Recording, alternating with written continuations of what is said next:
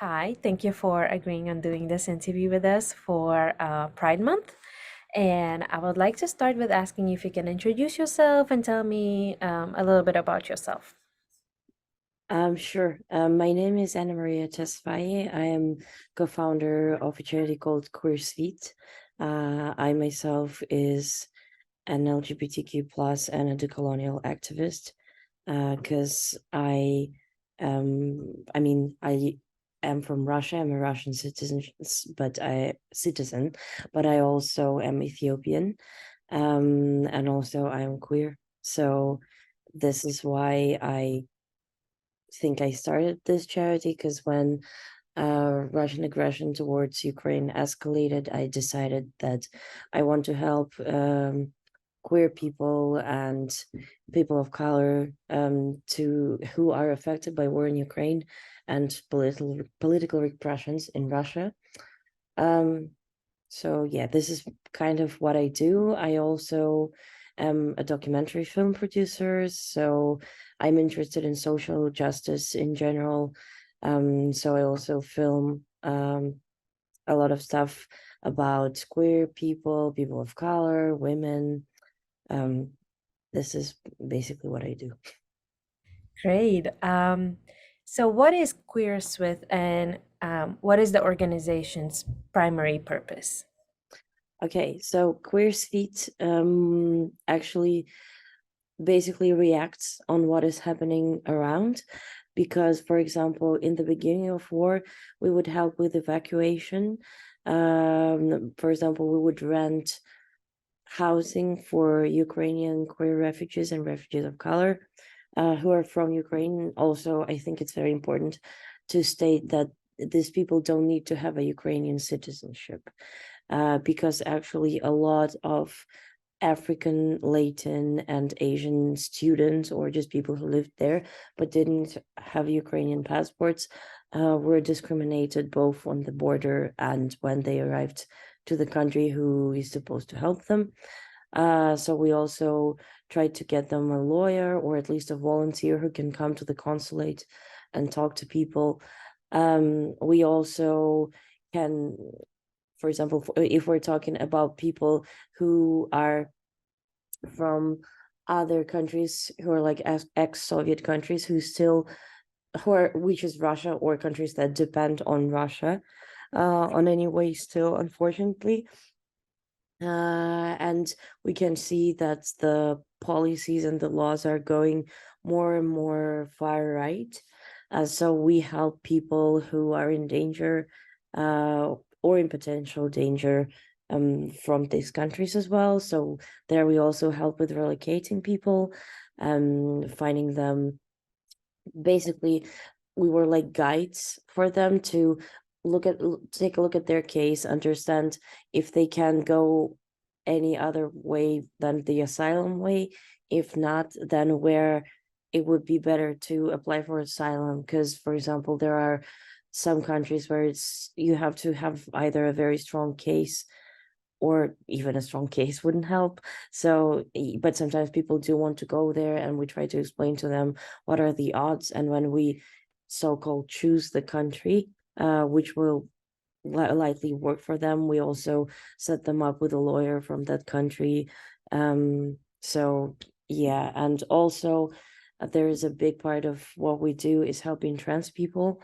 So at the moment, what we mostly do, if we're talking about people who are in Ukraine, we provide them with medications or certificates for food, because a lot of people um, made this decision to not immigrate from Ukraine, but they still need help. They still need to get to a safer place or just feel safer. There are some requests to get out of Ukraine, but not a lot, not like when the war escalated primarily. And in Russia, the biggest thing we do now is we help trans people with commissions, which like medical commissions. We pay for them, and then you go there. Basically, you get this document which allows you to change your gender in the passport, which is very helpful. And actually now there is a law project that wants to ban it. So we're trying to help as many people as possible. If we're talking about other countries, which are ex-Soviet countries where we help, I would say it is mostly with evacuation as well, helping with asylum cases. Also, sometimes we pay for visa fees, also do some humanitarian aid. But I think the most important thing we do is that we make sure that a person gets to a safer place.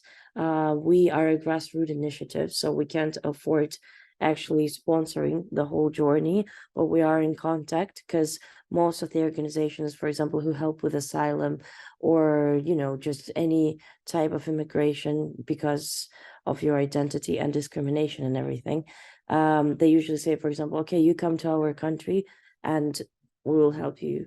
But there are not a lot of organizations that help get there, and I don't even mean financially. I mean, what is the best way to get there?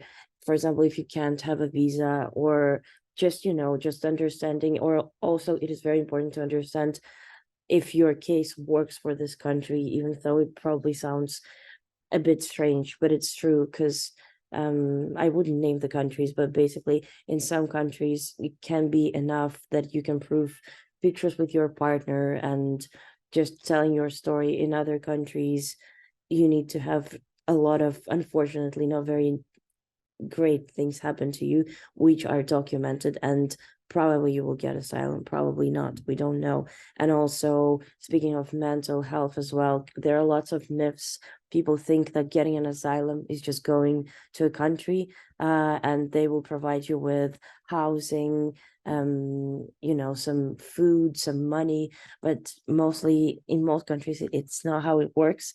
And we try to prepare people that it's not an easy journey, and there is no such organization that will do everything for you, and you have to also be ready to do this. So yeah, we do a lot of stuff. Sorry, probably a very long answer. No, that's okay. Um, my next question would be, what are some projects and campaigns that QueerSmith is working on right now? So, at the moment, we also do actually, we raise a lot of awareness. I forgot to talk about it, but we do events in lots of different countries. Mostly it's Europe, UK, and US. We do fundraising events. We do exhibitions where we show pictures of our beneficiaries and their stories. We also have a play which is basically monologues of our beneficiaries, um, with different identities. So yeah, what else? And at the moment, because it's summer, we're working on doing a couple of more performances this summer. We at the moment, there is an ongoing project. Like the routine of our work is basically now to provide consultations on where to get and how to get there, and what are your options. As well, we provide people, well, now we're working on providing, we already did this, but we just want to make it better, providing humanitarian aid in Ukraine, because at the moment it feels like this is the biggest request from queer people and people of color in Ukraine. So it's mostly food and meds, and sometimes in rare cases people, for example, lose their jobs or something like that because something happened to the areas they lived in, which is usually related to Russian invasion. And we basically pay for their accommodation for some time as well.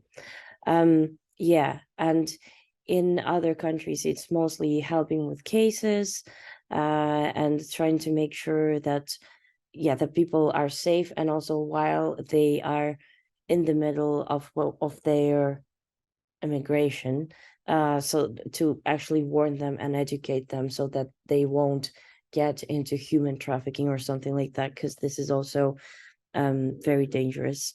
So yeah, I would say this is mostly what we do now. Mhm.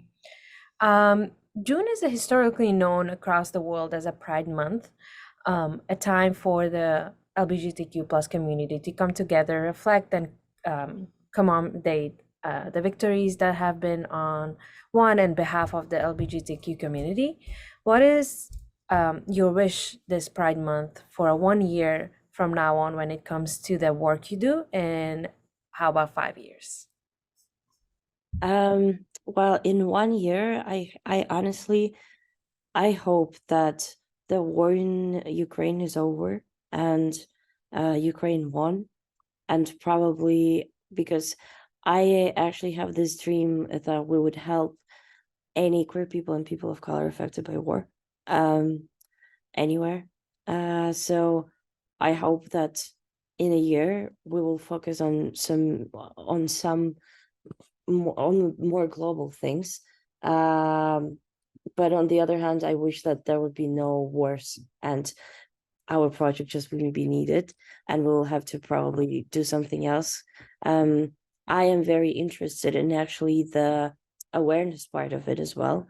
And I would love to talk more about the intersection of racism or xenophobia and nationalism and uh, well, queerness or homophobia and queerphobia and transphobia, because basically people who belong to both of these umbrellas, they usually face a lot of discrimination, and not a lot of people talk about it. I think if we're talking about Eastern Europe and North Caucasian region, and also even if we're talking about Russia, a lot of Russia is actually in Middle Asia, sorry, in Central Asia, and not a lot of people know that Asian people are there, even though they're actually indigenous people of this area, but not a lot of people know about it.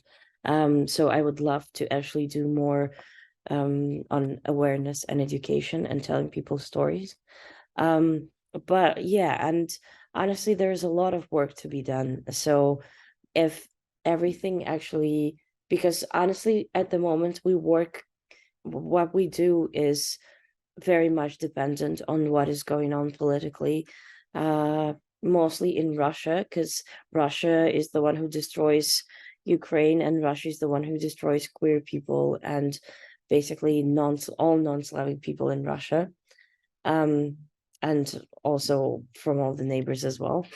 So I would say that there will be a lot of there would be needed a lot of work. Anyway, after all of this is hopefully over as soon as possible, to just help people, try to reintegrate with the society and just help them, maybe doing some programs for people to, look for jobs, have qualifications, especially if we're talking about trans people. Almost, for example, today there was a trans woman who is a sex worker in Russia, but she is from Kyrgyzstan, and she was deported today. I think that honestly, like trans people who are also immigrants, this is probably the most vulnerable group. Would also love to help them more. So yeah, this is I think what we would love to focus on in years. And hopefully there will be no wars at all, but it's probably just an impossible dream, unfortunately. Yeah. Never know. Hopefully, though. Hopefully. With all the projects and campaigns that you guys are doing, what are some biggest barriers that for the work you do? Um, well, this is, I think one thing is that as most of us are in Europe, well, not most of us, but some of us are in Europe, and we do a lot of, like, we're an international organization. Some of us are, like, for example, in Argentina, or in other Latin American countries, but a lot of people in our team are in Europe. And it really feels like people start to forget about what is going on. And sometimes when you know that you need to raise awareness, but it is really hard because it feels like people are almost tired of it.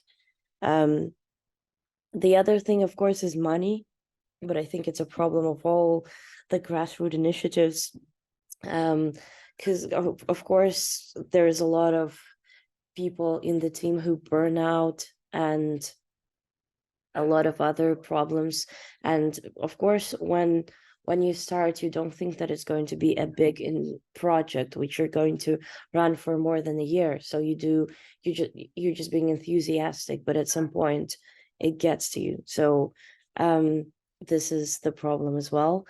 um and I would say in general, it would be so great if initiatives like ours would have more support from people, um so that people just would love to talk more about us. And maybe really just, there are lots of different initiatives, which usually all the initiatives form in response to something, and these people don't maybe have a lot of experience in activism when they started. So I would say in general, it would be nice if people would be nicer and more understanding. And also, because I see this a lot on the internet, that people might be cruel sometimes, and say cruel things. And I think it would be nice if you just say, I think I don't like this. Maybe it would be great if you could explain to me, or do things the other way. This is what I want to suggest and stuff. So, because I am honestly, I would say I'm very tired that I wouldn't say that there's a lot of hate towards our initiative. But in general, I see a lot of initiatives that struggle with this, and especially everyone is stressed already. So yeah, I know it also probably sounds very basic, but it would be just better if people would be nicer in general, all people. So yeah. Yeah, that's something that I wish for too. So my last question is, what are three things you want the world to know about LGBTQ plus refugees that are fleeing Ukraine? I think I want you to know that I mean, you mean what I want to tell to the people who are fleeing Ukraine, or about our initiative specifically? You can talk about both if you want to. Okay, I would say that if you need any help, if you need to understand um where to get, which country is queer friendly, because to be honest, there are most countries which are bordering with Ukraine are not very queer friendly. If you need any help, if you're lost or you just don't know where to go, please contact us. We will be happy to help. Or if we can't, we will do our best to find a way, an organization or a person who will be happy to help you. And please know that there are places where you're welcome, and where you will where people will do everything to try to make you feel at home. Yeah, that's what I would say. Thank you so much. Thank you for your time and answering all my questions. I really appreciate it.